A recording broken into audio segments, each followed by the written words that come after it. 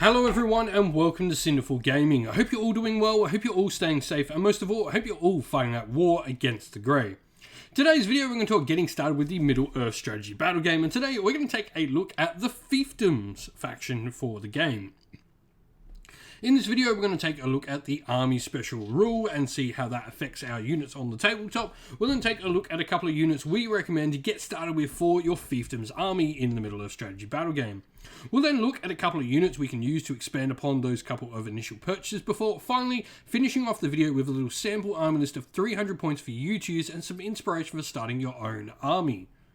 So, the army special rule is really interesting. Special rules marked with an asterisk in the book are affected and affect all models from the army list rather than just the ones mentioned. So a ton of our different hero options from the army will have special rules with that asterisk marked on them that normally would apply to only them and their particular fiefdom relevant troops, but in case if you're playing in this entire faction, they'll affect all models in the army. So pretty solid stuff all round. There's some really nice abilities on a ton of the different characters that can get some really cool overlapping abilities for the fiefdoms. And so where to start? I don't think there's any better place to start for the fiefdoms than with Prince Imrahil of Dol Amroth.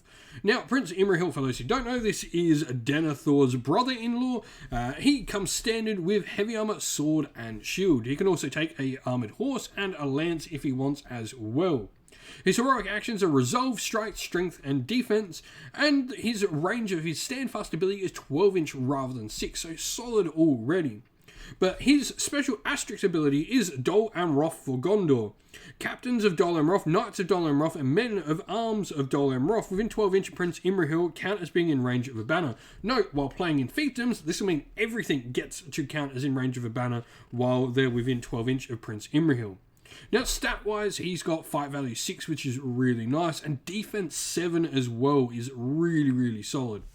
Now, 3 attacks, 3 wounds, and 6 courage, and he's got 3 points of might, will, and fate. For 140 points, 155, 160 potentially if you go for all the upgrades in the armored horse and lance, I think he's well worth the points.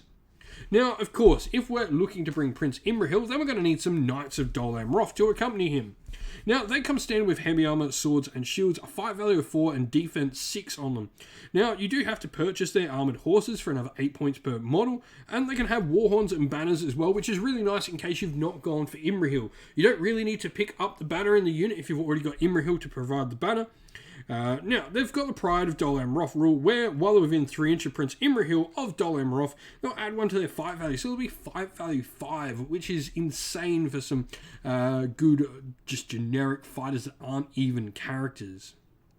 Now, looking at where to go next, I would suggest looking at grabbing some of the different troop options available to you, rather than looking at the other heroes. The other heroes can be grabbed at a later point in time and change up how you're sort of playing. I do think that Prince Imrahil of Dol Amroth is probably the best way to start. But let's look at the Men at Arms at Dol Amroth. Fight value of 4 and defense 5 is really nice. They have heavy armor, swords, and pikes, and a model with a special rule while within 3 inch of Prince Imrahil once again adds +1 to their fight value. So they can be fight value 5 as well while near Prince Imrahil, which is just insane once again for some just troopers. Now the Axemen of Lossarnach are next, and they have their Axe of Lossarnach, which is really interesting. This can be used as either a spear or a two-handed axe, making them really useful troops to have available. They can also choose to take banners in their unit as well, and they've got a base of fight value of 4 and defense 5 thanks to their heavy armor, and they've also got daggers in there as well, so if they ever needed to do some good stabbing, they can. Now, we've then got the Clansmen of Lambden. These models have armor and a broadsword, and the broadsword is a special two-handed weapon. Additionally, if a model with this is fighting, and the broadsword scores a natural roll of a 6 in a dual roll, they do not need to apply the penalty for using a two-handed weapons. Now, I've got the Honor of Lambden rule as well. While they're within 6 inch of Angbjorn the Fearless, they count as being in range of a banner as well. Lastly, we have the Blackroot Vale Archers. Shoot value 3+ is really nice on an archer with armor, bow, and sword stand. They can take war horns, spears, and a banner as well. They've got the Mountain Dweller rule, which is really nice, allowing them some benefits while fighting in that particular type of terrain. And when benefiting from Heroic Shot as well, this model may reroll fail to wound rolls when making shooting attacks. So you've got a variety of different options. I really think a mix of all these troops is the best way to go for your faction, for the Fiefdoms. There's just so many different options you can play around with. And so here we have our sample army list for you. We've got Prince Imrahil, our hero of legend. Now, he's going to have his armoured horse, he's got his lance on there, and he, of course, is going to be our leader.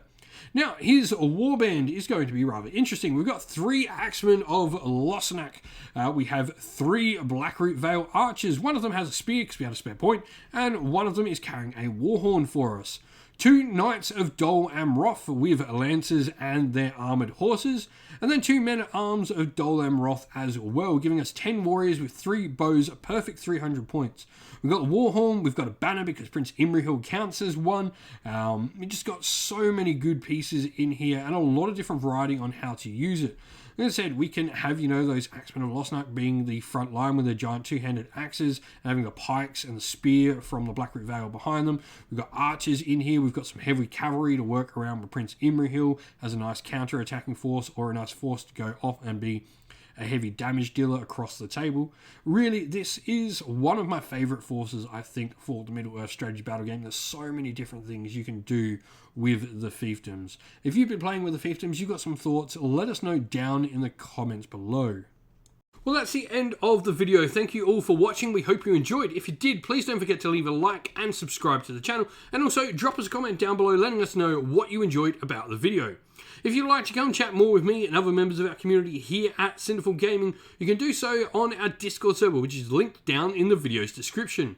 If you'd like to help support the channel more, you can do so either by Patreon or YouTube members, or going to our Teespring store, all of which are linked down in the video's description as well.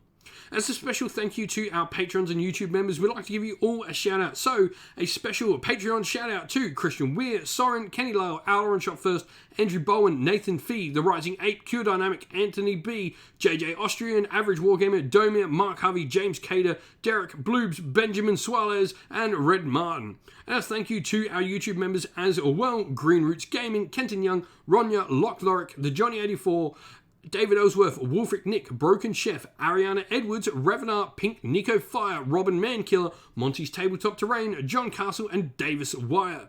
Special thanks also to Lady Witchfox Art, who does all the amazing artwork you see on the channel, like you can see pictured here on this slide. Thank you once again for watching, everyone. Stay safe, stay well, and most of all, keep fighting that war against the Grey. Ciao for now.